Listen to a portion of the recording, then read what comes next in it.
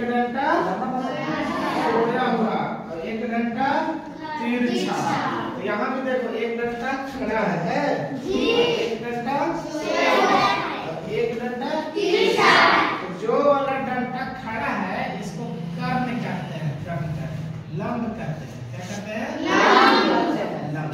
English में इसको perpendicular कहते हैं। परपेंडिकुलर, समझे? परपेंडिकुलर उसे कहते हैं जो एक डंडा ये है और एक डंडा ये है, दोनों के बीच में 90 डिग्री का कोण बनाता है। उसी लाइन को क्या कहेंगे हम? परपेंडिकुलर या लंब बोलेंगे। और जिस भुजा पे लंब बन रहा है इस भुजा को हम लोग आधार बोलेंगे। क्या बोलेंगे? आधार। इंग्लिश में बेस कहेंगे, इंग्लिश में बेस। अब रह गई बात तिरछा वाला भुजा। तिरछा वाला भुजा को कर्ण कहेंगे। क्या कहेंगे? कर्ण। इंग्लिश में बोलेंगे हाइपोटेनस। हाइपोटेनस, ठीक है। तो कह रहा है पाइथागोरस प्रमेय कि समकोण त्रिभुज में कर्ण का वर्ग। देखो वर्ग क्या होता है, जैसे कि ये एक है और एक को एक से ही जब गुना करोगे तो एक का वर्ग होगा, यानी कि पावर में 2 आएगा। पावर में 2 आएगा। घातांक इसको बोलते हैं, घात बोलते हैं। क्या बोलते हैं? 1 का घात जब 2 आ गया तो समझो इसको वर्ग कहते हैं। क्या कहते हैं? वर्ग। तो 2 का वर्ग क्या होगा? 2 गुने 2 का वर्ग यानी 4 हो जाएगा। 3 का वर्ग हो जाएगा 3 गुने 3 यानी 3 का वर्ग यानी कितना हो जाएगा? तो उसी तरीके से कर्ण है, कर्ण गुने कर्ण होगा ना जी, कर्ण का वर्ग हो जाएगा। क्या हो जाएगा? कर्ण का वर्ग। तो कहता है कर्ण का वर्ग अन्य दो भुजा, ये कर्ण है इसको छोड़ दो, बाकी यही तो भुजा ना बचा। इसमें भी देख सकते हो कि ये क्या है? कर्ण है और ये क्या है? लंब है और ये क्या है?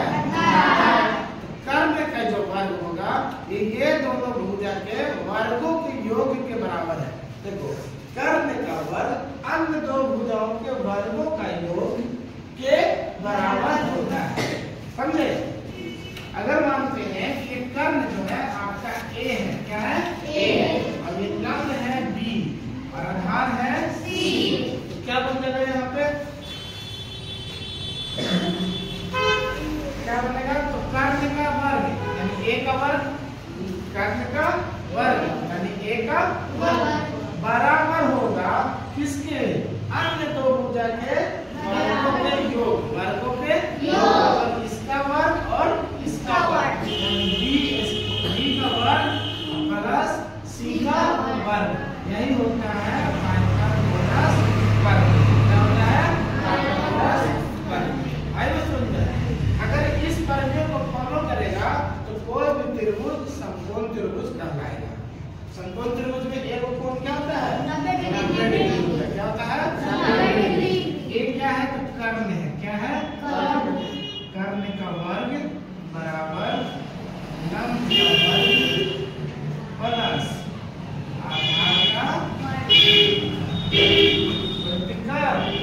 इसको याद रखना है, कर्ण का वर्ग बराबर लंब का वर्ग प्लस आधार का वर्ग, यही कहता है पाइथागोरस प्रमेय। इसी को पाइथागोरस ने भुजाओं के बीच में संबंध स्थापित किया। आई बस में इसमें सबसे बड़ा जो भुजा होता है वो कर्ण होता है। कौन होता है? कर्ण। ये दोनों आपस में बराबर हो सकता है, लंब और आधार आपस में बराबर हो सकता है, लेकिन कर्ण कभी भी इन लोग दोनों भुजा से बराबर नहीं होगा।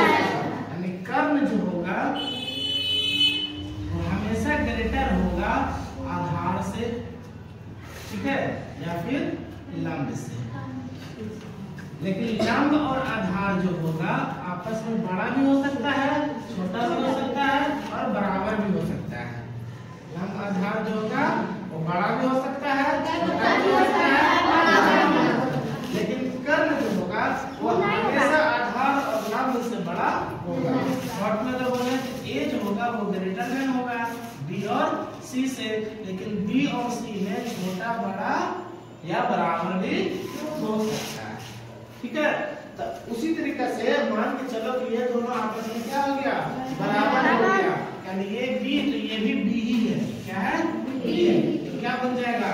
a का वर्ग बराबर b का वर्ग प्लस b का वर्ग, तो a का वर्ग बराबर 2b का वर्ग बन जाएगा, बनेगा ना, क्योंकि ये दोनों आपस में क्या है बराबर ही होगा।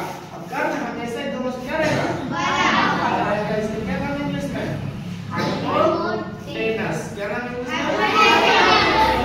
इसमें क्या नाम है परपेंडिकुलर, क्या नाम है उल्टा टी, देखिए उल्टा टी कैसा रहता है, ऐसा उल्टा टी ऐसा रहता है, ये परपेंडिकुलर का चिन्ह है, परपेंडिकुलर क्या है चिन्ह, यानी लंब का चिन्ह है, ये लंब हो गया और ये क्या हो गया आधार हो गया, ये लंब हो गया और ये आधार हो गया, ठीक है, कोई दिक्कत नहीं।